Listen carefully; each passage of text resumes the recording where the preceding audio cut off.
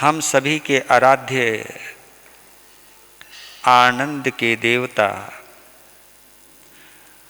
गुरुदेव श्री आनंद ऋषि जी महाराज साहब की वो प्रसिद्ध सुक्ति कहूँ, उक्ति कहूँ, संदेश कहूँ,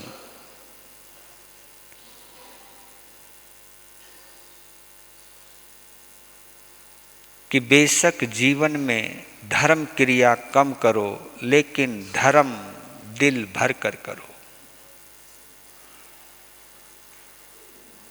धर्म क्रिया में और धर्म में क्या अंतर है, इसी को ही हम अभी तक डिफाइन करते हुए आ रहे हैं। अनेक पहलुओं से इस सब्जेक्ट के ऊपर अपने आप को हम टटोल रहे हैं, अपने आप का हम निरीक्षण कर रहे हैं, अपने आप से ही हम सवाल कर रहे हैं कि मैं केवल धर्म क्रिया ही तो नहीं कर रहा हूँ, मेरे जीवन में धर्म का कितना प्रवेश हुआ है, मेरे जीवन में धर्म कितना जीवित है। धर्म क्रिया ज़्यादा है या धर्म ज़्यादा है, इस सवाल का जवाब हम हर किसी को, आपको भी और मुझे भी ढूंढना चाहिए। क्योंकि धर्म क्रिया धर्म के बिना ऐसे ही है जैसे आत्मा के बिना शरीर, आत्मा के बिना शरीर। एक बार फिर रिपीट कर देता हूँ, धर्म क्रिया धर्म के बिना ऐसे ही है जैसे आत्मा के बिना शरीर। आत्मा के बिना ये शरीर शव कहलाता है, आत्मा के संयोग से आप और हम शिव स्वरूप कहलाते हैं, शिव स्वरूप कहलाते हैं। नहीं तो आत्मा निकल जाए तो ये शिव रूप शव में बदल जाता है। तो आज इसको एक और पहलू से ढूंढ लेते हैं। जीवो जिसके दिल में है प्यार, होवे भव नैया उसकी पार। बात पुरानी है काहे, यही जिनवानी है काहे भूल गया। यही जिनवानी है, यही प्रभु की वाणी है।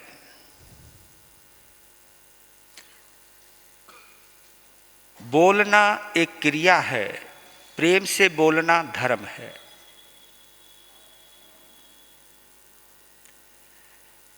बोलना एक क्रिया है और कड़वा बोलना पाप है।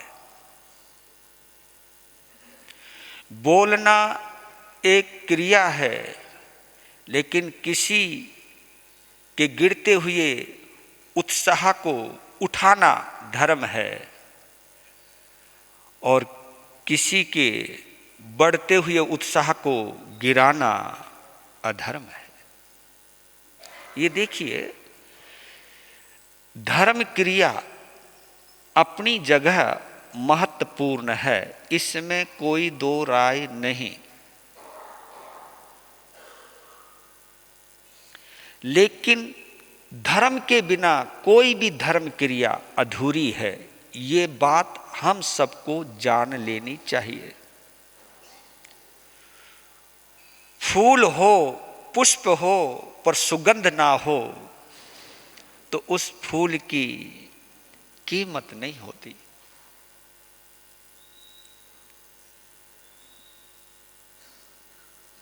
धर्म क्रिया हो, धर्म ना हो तो वो धर्म क्रिया आपके किसी काम की नहीं होगी। ये मैं बतलाना चाहता हूं, आपको भी और स्वयं को भी, किसी भी काम की, यानी उस धर्म क्रिया से तुम्हें कोई लाभ होने वाला नहीं होगा। हाँ, खुद को थोड़ा सेटिस्फेक्शन हो सकता है, मैंने धर्म कर लिया, बस इतना ही हो सकता है। हाँ, अहंकार आ सकता है, क्योंकि धर्म के बिना, धर्म क्रिया से अहंकार आ सकता है, लेकिन धर्म के साथ धर्म क्रिया करते वक्त अहंकार नहीं आता, विनम्रता आती है, सरलता आती है, सहजता आती है। इसलिए जरूर, क्योंकि हमारे धर्म के अंदर जिन शासन में आलोचना और परिकमना जरूर कहा गया है, और इसका दो ही अर्थ हैं बस यही। आलोचना का मतलब अपने आप को देखना, और पड़कोना का मतलब वापिस लौटकर आना, बस ये दो ही अर्थ हैं।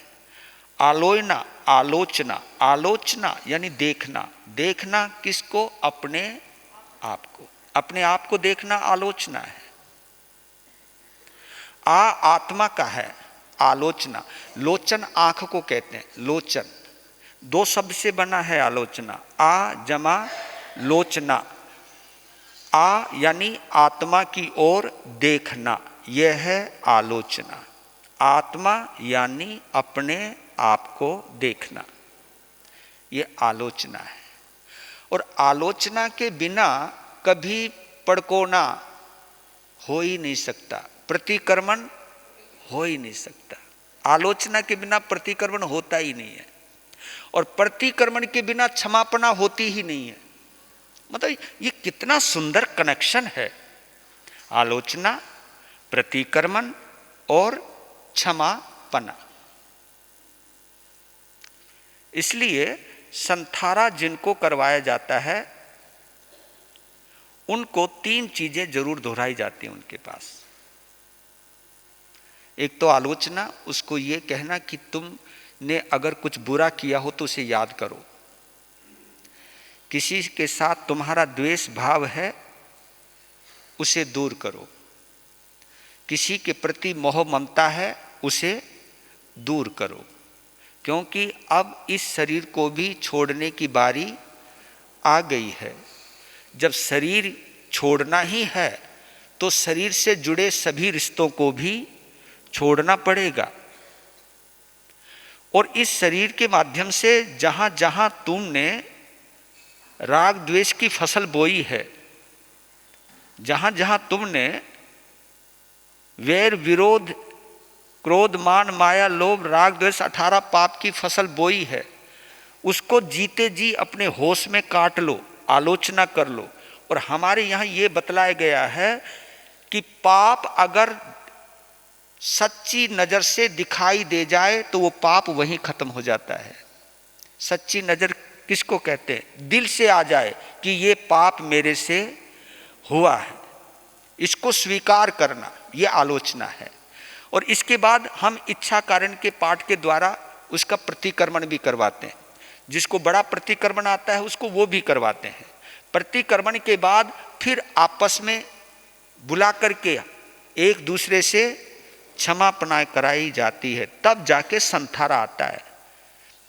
किसी कोमा में गए हुए व्यक्ति को संथारा दिलाना भी पाप है, ये भी मैं आपको बतला देता हूं। कोई भी साधु साध्वी इस कृत्य को करता है या तुम भी करवाते हो।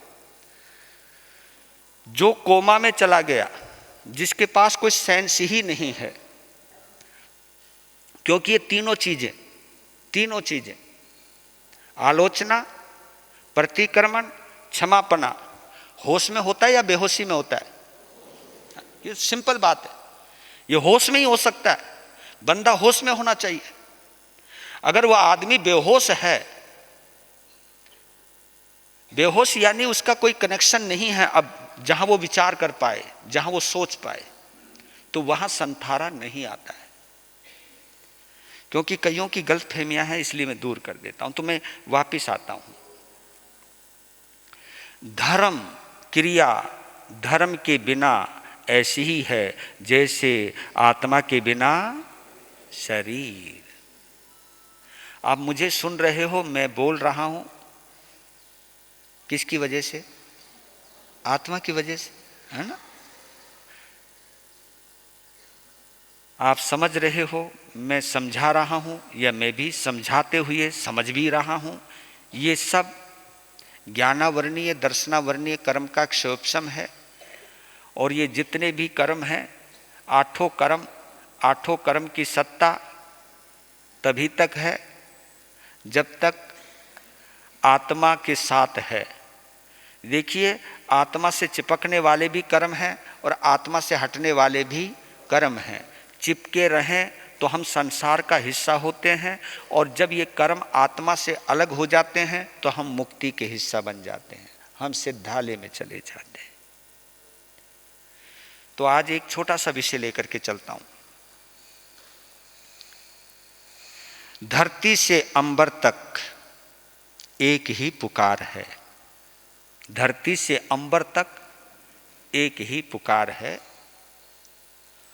और जिन शासन के अंदर उद्घोषणाओं में से एक उद्घोषणा बड़ी प्रसिद्ध है, जिसको आप लोग भी जोर लगा करके बोलते हो, भगवान महावीर स्वामी का संदेश।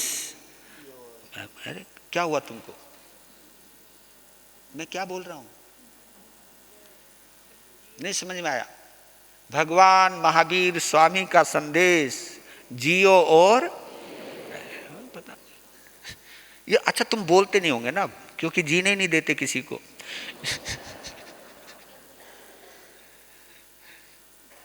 ये भगवान पहले हमारे उद्घोषणाओं में से जब भी साधु संत आते थे तो ये घोषणा की जाती थी, भगवान महावीर स्वामी का संदेश, जियो और जीने दो। इसके अंदर क्रिया भी है और धर्म भी है।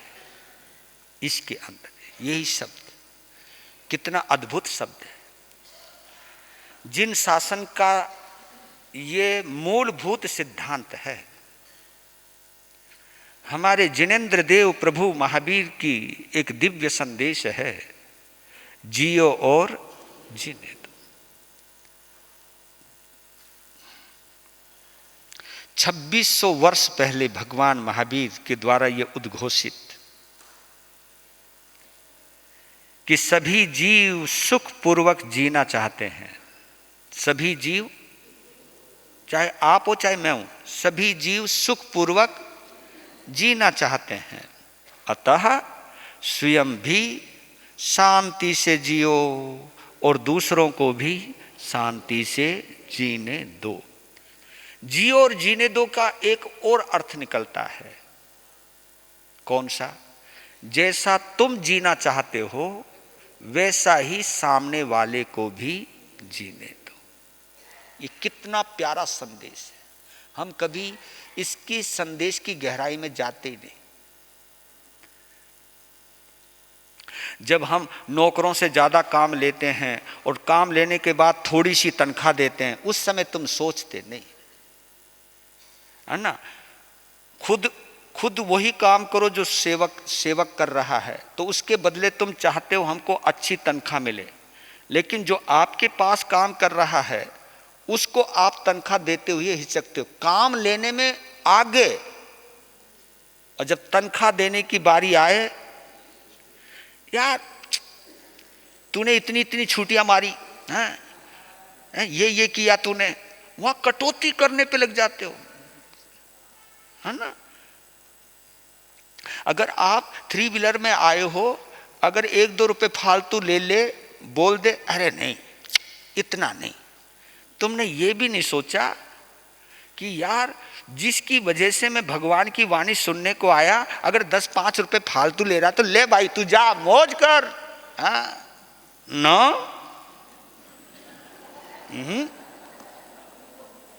ये फीलिंग क्यों नहीं आती आपकी? ये भाव क्यों नहीं आते आपको? जब आप दुकान वालों से सामान खरीदते हो तो कितनी नुक्ताचीनी करते रहते हो, ये कम करना यार, तू फालतू लगा रहा है। हाँ लगा है ना? और होटल के अंदर वेटर को 500 रुपए का नोट पकड़ा देते तुरंत, क्योंकि वहां देखने वाले बहुत होते हैं, लगता है कि यार शान बढ़ेगी, स्टेटस बनेगा। मुझे लगता है तुम सोच के देते हो। समाज का बंदा कोई चंदा लेने जावे, कितना नखरा मारते हो।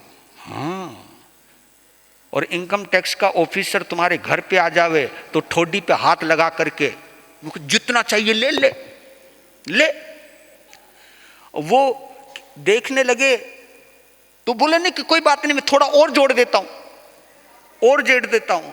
मैं कभी कभी सोचता हूं, चंदा देते वक्त और रिश्वत देते वक्त क्या एक जैसे भाव होते हैं आपके? ये विचार जरूर कीजिएगा, इसकी गहराई में जरूर जाइएगा कि आदमी कहां पर कैसा हो जाता है, कहां पर कैसा हो जाता है। ये जो दोगलापन है हमारे जीवन के अंदर, ये दोगलापन हमें जैन नहीं बनने देता, ये दोगलापन हमको कभी संत नहीं बनने देता, ये दोगलापन कभी हमें श्रावक नहीं बनने देता। जितना दोगलापन होगा, चाहे मेरे में चाहे आप में, तो हम धर्म क्रिया कर रहे हैं लेकिन धर्म नहीं कर रहे। आपको मालूम है, भारतीय संविधान के अंदर, न्यायालय के अंदर एक व्यवस्था दी गई है। वहां पर भारतीय संविधान में अहिंसा को हर नागरिक का एक कर्तव्य बताया गया है। अहिंसा को हर नागरिक का कर्तव्य बताया गया है। हर नागरिक को हिंसा से दूर रहना चाहिए और सभी के प्रति बंधुत्व भाव रखना चाहिए। ये संविधान में न्यायालय व्यवस्था में ऐड किया गया है। और ये संविधान ऐसे नहीं बनाया गया है, मनुस्मृति को पढ़ पढ़ करके संविधान नहीं बना है। संविधान बना है जन चेतना के भावों को पढ़ पढ़ के। संविधान बनाया गया है, हर आत्मा का हर आत्मा मूल्यवान है, हर नागरिक मूल्यवान है। इसलिए संविधान ने ही प्रजा को नागरिक में बदला है। राज व्यवस्था में नागरिक प्रजा होती है। प्रजा यानी राजा के अधीन, राजा के अधीन, जैसा राजा करेगा वैसा मानना पड़ेगा। यह है प्रजातंत्र, यह है राजतंत्र। लेकिन प्रजातंत्र में क्या है, जहां प्रजा ही डिसाइड करती है कि मैंने किसको चुनना है, किसको अपना बॉस बनाना है। तो आप ये देखिए, भारतीय संविधान के अंदर भी, न्यायालय व्यवस्था में भी, न्याय व्यवस्था में भी ये कहा गया है कि अहिंसा हर नागरिक का परम कर्तव्य है। और वहां एक चीज और कही गई है कि किसी को भी कानून अपने हाथ में लेने का,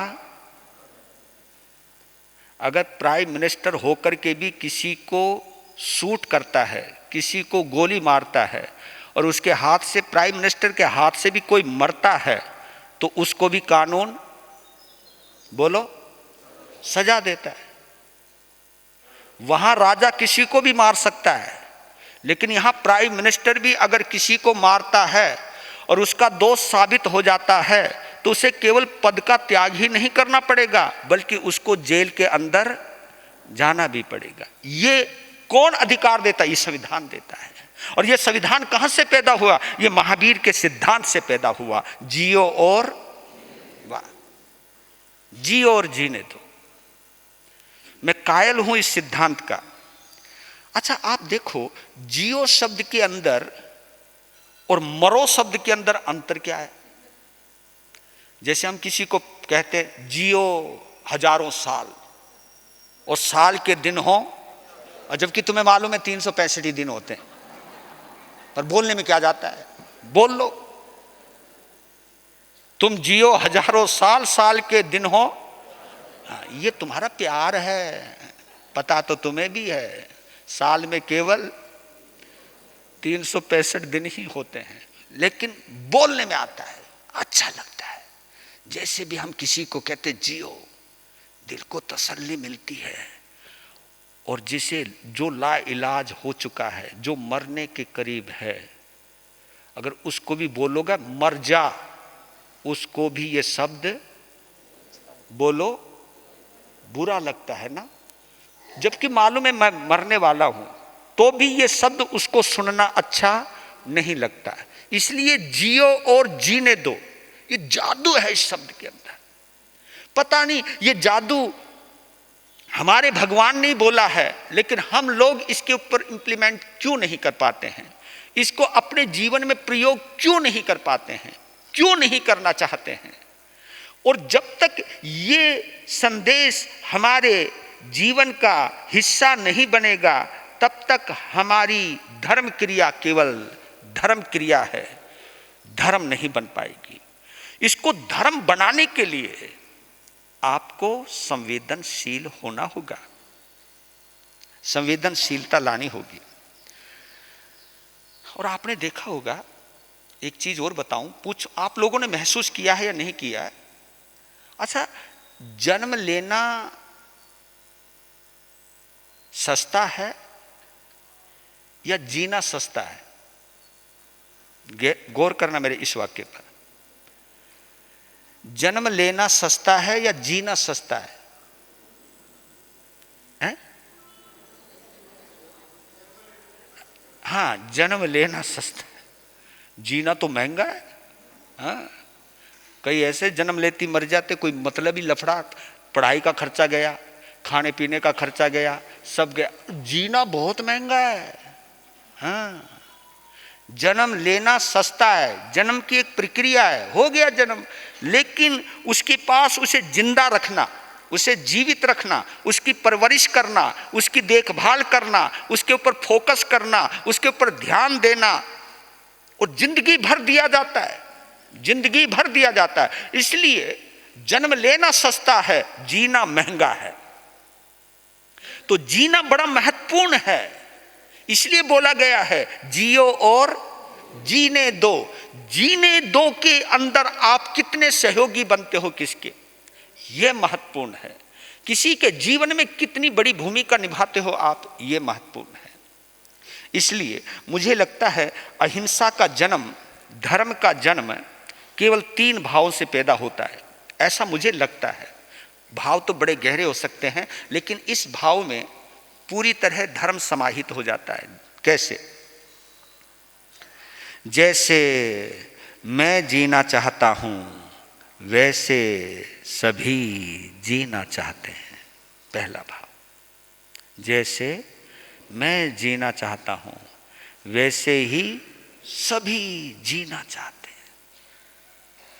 दूसरा भाव, जैसे मुझे सुख प्रिय है, वैसे ही दूसरे को भी सुख प्रिय है।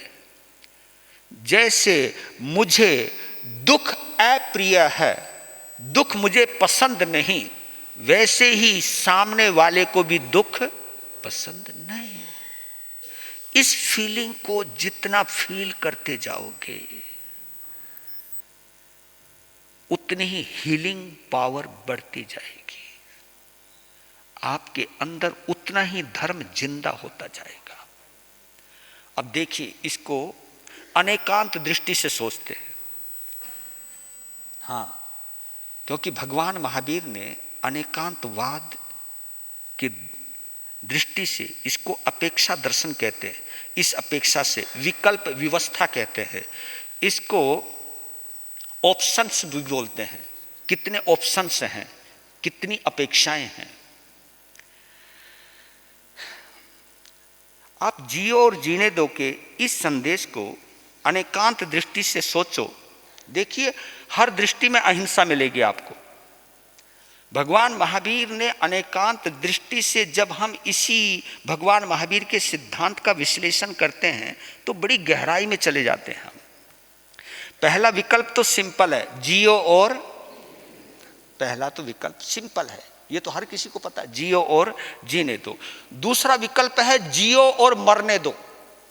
हाँ, अनेकांत दृष्टि से बता रहा हूं मैं। हाँ, अभी इसको, क्योंकि अभी तुम कंफ्यूज हो जाओगे, इसलिए कंफ्यूज मत होना। जियो और मरने दो, ये भी एक अहिंसा का सूत्र है। तीसरा विकल्प है मरो और जीने दो, मरो और जीने दो। और चौथा विकल्प है मरो और मरने दो। आप कहोगे महाराज क्या बोले जा रहे हो आप, हो सकता है ना कंफ्यूजन हो सकता है, पर लेकिन इस कंफ्यूजन को हम अनेकांत दृष्टि से सोचते हैं।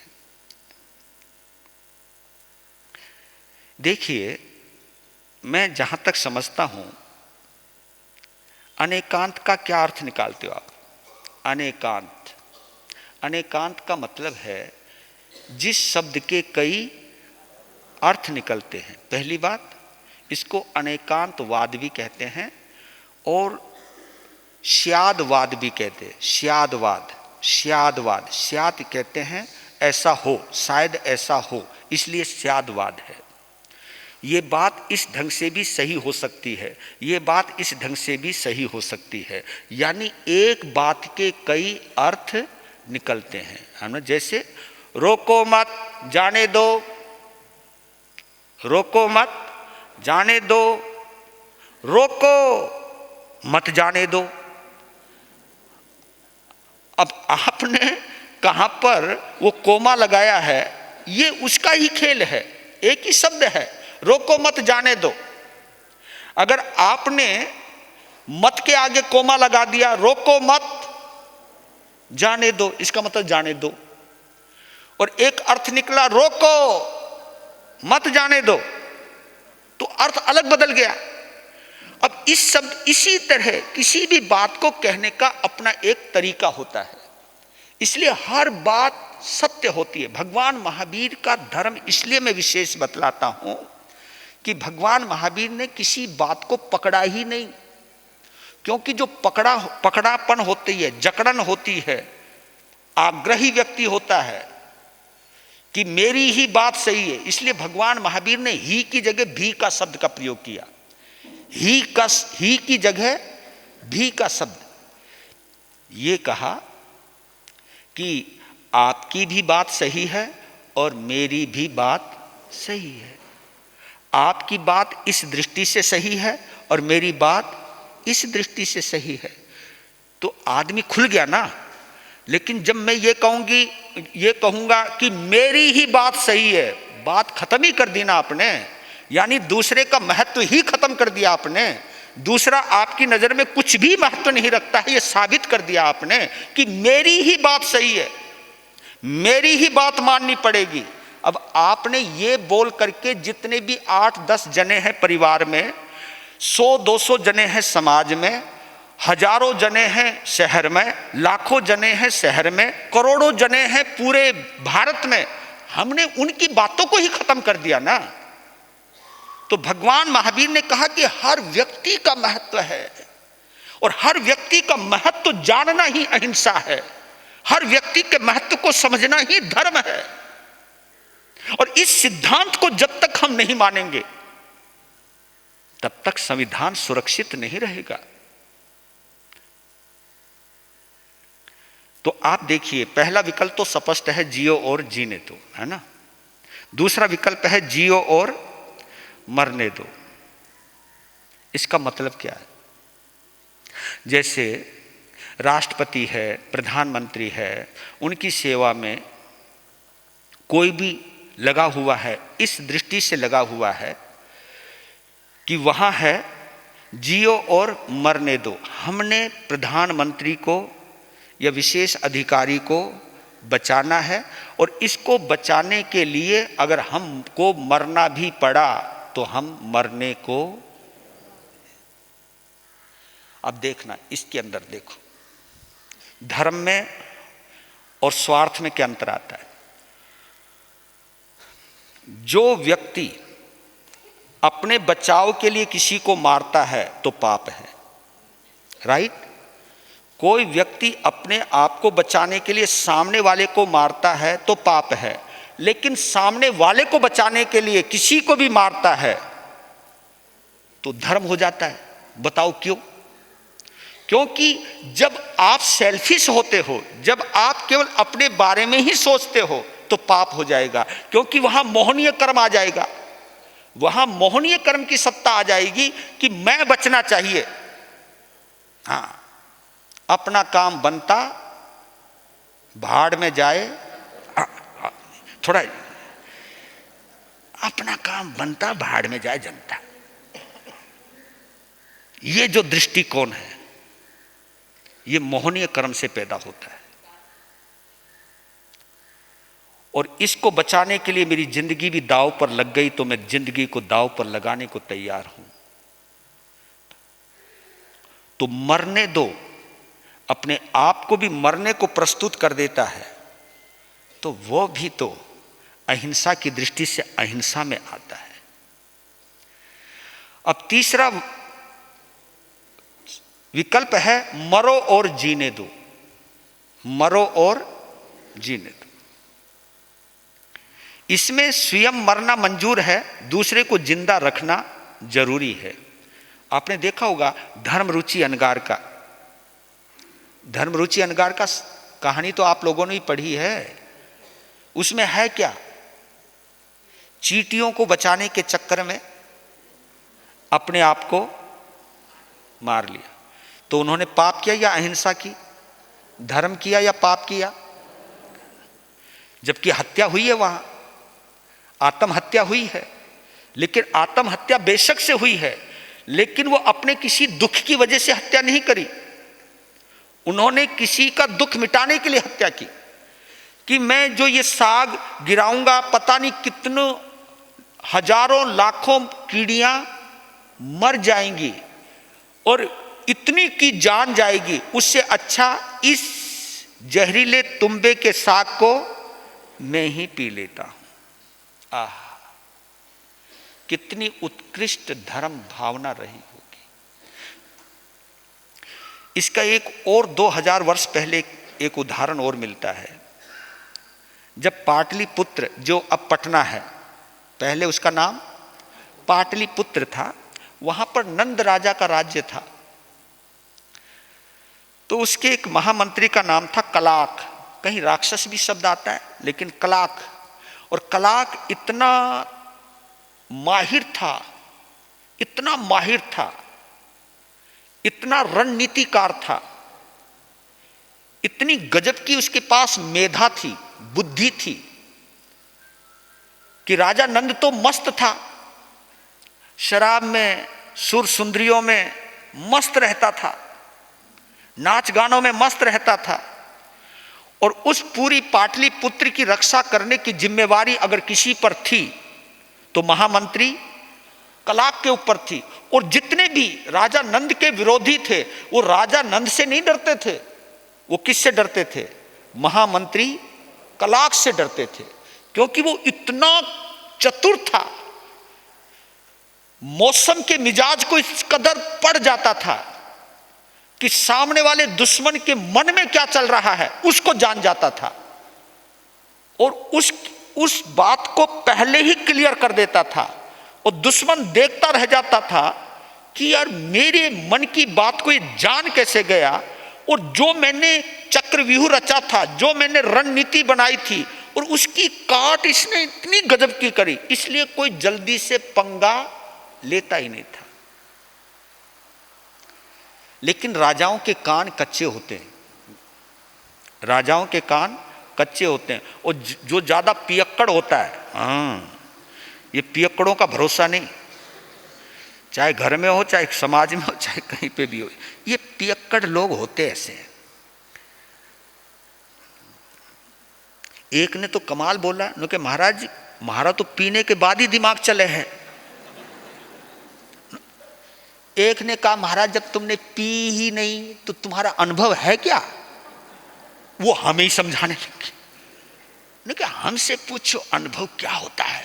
ने कहा ठीक है, तू अपना अनुभव अपने पास रख, क्योंकि जो व्यक्ति नशे में रहता है वो व्यक्ति अपने ऊपर कभी नियंत्रण नहीं रख सकता। तो राजा नंद के कान भर दिए किसी ने, दुश्मनी होंगे उस कलाक के कि इसको किस तरह हटाया जाए। तो नंद राजा बहकाई में आ गया और कलाक को सपरिवार अंधकूप के अंदर डाल दिया। अंधकूप कहते हैं एक गहरा कुआं जिसमें पानी तो नहीं है, लेकिन वहां डाल दिया परिवार सहित, और केवल एक जने की जान बच जाए इस दृष्टि से एक जने की जान बचाने के लिए एक जने का ही भोजन दिया जाने लगा, कि केवल उसमें 8-10 जने होंगे परिवार के, लेकिन भोजन जाने लगा केवल एक जने का, जिससे एक ही बचे। अब भोजन नीचे आने लगा तो देखिए परिवार ने क्या सैक्रिफाइस किया। परिवार ने कहा कि ये भोजन आप करो, हम भूखे मर जाएंगे, क्योंकि ये किसी दुश्मन का षड्यंत्र है। आप बचने चाहिए, क्योंकि जैसे ही दुश्मनों को पता लगेगा कि कोलाक को से परिवार अंधे कुएं में डाल दिया है, सजा दे दी है, तो अब वो षड्यंत्र रचेंगे आक्रमण का। और जब नंद राजा पूरी तरह से फंस जाएगा तब वो तुम्हें जरूर याद करेगा और तुम ही पाटलिपुत्र की रक्षा करोगे। तो परिवार के इस निवेदन को कलाक ने स्वीकार किया, क्योंकि वो जानता था कि मरना तो सभी को है, लेकिन मेरा परिवार अगर पाटलिपुत्र की रक्षा करने के लिए खुद मरना कबूल कर रहा है और मुझे बचाना कबूल कर रहा है, तो मैं बचूंगा, क्योंकि ये मेरी जिंदगी का सवाल नहीं है, लाखों पाटलिपुत्र के निवासियों की जिंदगी का सवाल है। इनके लिए मैं बचूंगा, और पूरे पाटलिपुत्र के लिए मैं जो अपने परिवार को मरते हुए देखना पड़ा तो मैं इसे देख लूंगा। आप ये देखिए कितनी उच्च भावना रही होगी, इस दृष्टि से देखिएगा आप कितनी उच्च भावना रही होगी।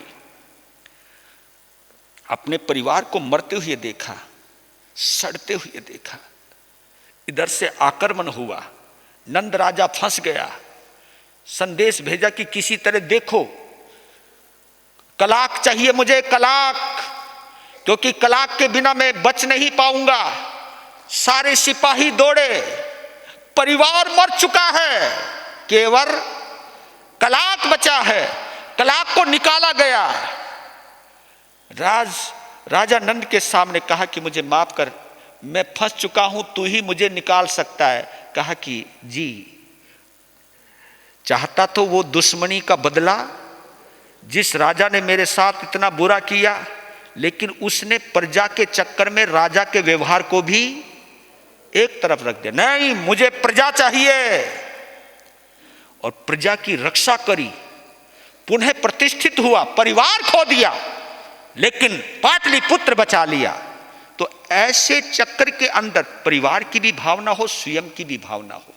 इसी तरह दूसरा है मरो और मरने दो। जब हमारा कमांडो किसी भी विशेष या देश के प्रमुख व्यक्ति की सेवा में रहता है, वो स्वयं तो मरता ही मरता है, लेकिन सामने वाले को भी मारता है। लेकिन इतना कुछ करने के बावजूद भी उसे हिंसा का पाप नहीं लगता। डॉक्टर भी काटा पीटी करता है, नस्तर चलाता है, लगता है कि शरीर काट रहा है, दिखने में हिंसा कर रहा है, लेकिन उसकी भावना सामने वाले को बचाने की है। तो आप जियो और जीने दो को अनेकांत दृष्टि से भी अगर देखोगे तो अद्भुत दृश्य मिलेगा। इसलिए आपको कहता हूं कि किसी भी चीज को समझने के लिए अनेक दृष्टिकोण से सोचना चाहिए। ये भगवान महावीर की देन है। हम लोग कट्टरवादी ना बने, इसके लिए भगवान महावीर ने निर्वाण से पहले एक व्यवस्था कर दी थी कि अनेकांतवाद का सिद्धांत दिया। हे मेरे श्रावकों, हे मेरे शर्मन और शर्मणियों, कहीं आग्रही मत बनना, कहीं ये मत कहना कि हम ही अच्छे हैं, हम ही सच्चे हैं। अगर तुम कट्टरवादी बन गए, उसी दिन जिन शासन खत्म हो जाएगा। और जिन शासन जो टूट रहा है, ये एकांतवाद की वजह से टूट रहा है, ना कि अनेकांतवाद की वजह से। और सरमन संघ को इसलिए मैं महान मानता हूं कि आज भी इस सरमन संघ में अनेकांतवाद जिंदा है। और जब तक अनेकांतवाद हमारे में और तुम्हारे में नहीं आएगा, जिन शासन की रक्षा नहीं कर पाएगी। हाँ, धर्म क्रिया करोगे। और देखो, जो कट्टरवादी लोग होते ना, वहां सामायिक भी बहुत करते हैं, पोषद भी बहुत करते हैं, जप और तप भी बहुत करते हैं, लेकिन मन साफ नहीं है, दिल साफ नहीं है, मन में जहर भरा हुआ है। अगर मन में जहर भरा हुआ है तो इस साधना को धर्म क्रिया के अंतर्गत तो गिन लोगे, लेकिन धर्म के अंतर्गत नहीं आएगी।